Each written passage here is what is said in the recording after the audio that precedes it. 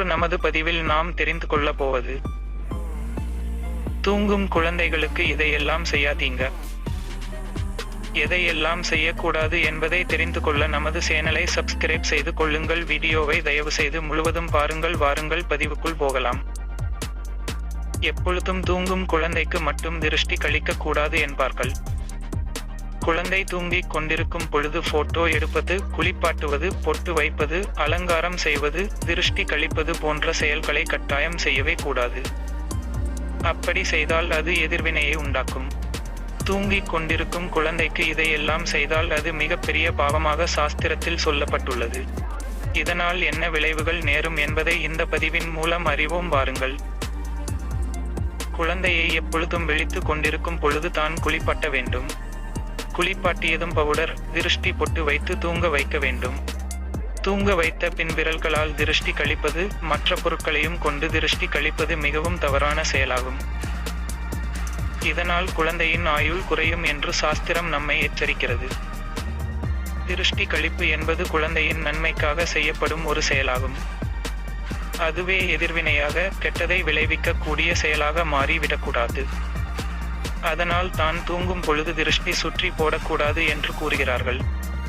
குழந்தை சரியாக சாப்பிடாவிட்டாலும், பிரமை பிடித்தது போல் இருந்தாலும், அடிக்கடி அழுதாலும் மற்றவர்களின் கண் பார்வை திருஷ்டி பட்டிருக்கிறது என்பது தான் அர்த்தம். அதற்கு இந்த வழிமுறைகளை பயன்படுத்தி சுலபமாக திருஷ்டி கழிக்கலாம். நன்றாக ஓடி விளையாடி கொண்டிருந்த குழந்தை திடீரென அமைதியாக இருந்தால் இதுபோல் திருஷ்டி கழியுங்கள். குழந்தையின் முடி, காலடி மண், கடுகு, உப்பு, மிளகாய் இவற்றை வலது கையில் வைத்துக் கொண்டு குழந்தைக்கு மும்முறை வலமிருந்து இடமாகவும் இடமிருந்து வலமாகவும் சுற்றி நெருப்பில் போட திருஷ்டி கழியும் என்பார்கள். திருஷ்டி பரிகாரங்கள் எவ்வளவோ இருந்தாலும் இது மிகவும் சக்தி வாய்ந்த திருஷ்டி கழிப்பாக உங்கள் குழந்தைக்கு இருக்கும்.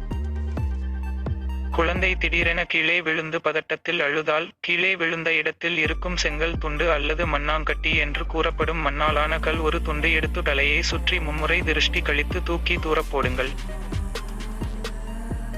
பயந்த குழந்தை உடனே நலமாகும். சாப்பிடாத குழந்தை நன்றாக சாப்பிடுவதற்கு கிராமப்புறங்களில் இந்த திருஷ்டி கழிப்பு முறையை கையாள்வார்கள். அதாவது பிள்ளையை தாயின் மடியில் அமர வைத்து, வீட்டில் இருக்கும் பெரியவர்கள் கையில் கல் உப்பை வைத்துக் கொண்டு திருஷ்டி சுத்தி தண்ணீரில் கரைப்பார்கள். உப்பு கரைவது போல் குழந்தை மேல் பட்ட கண் திருஷ்டியும் கரையும் என்பது நம்பிக்கை. குழந்தை பிரமை பிடித்தது போல் இருக்கும் சமயத்தில் எதுவும் சாப்பிடாது, விளையாடாது, சரியாக தூங்காது இருந்தால் பூந்துடைப்பத்தின் குச்சியை நெருப்பில் எரித்து குழந்தைக்கு திருஷ்டி சுத்தி பிறர் கால்மீதி படாதவாறு போட்டு விடுங்கள். இதனால் கண் திருஷ்டி நீங்கி குழந்தை எப்போதும் போல் விளையாடும். குழந்தைகளை முன்னோர்கள் சொன்ன வழிகள் நாமும் நடப்போம். மேலும் பல பதிவுகள் பார்க்க நமது சேனலை சப்ஸ்கிரைப் செய்து கொள்ளுங்கள். மீண்டும் ஒரு பதிவில் சந்திப்போம். நன்றி, வணக்கம்.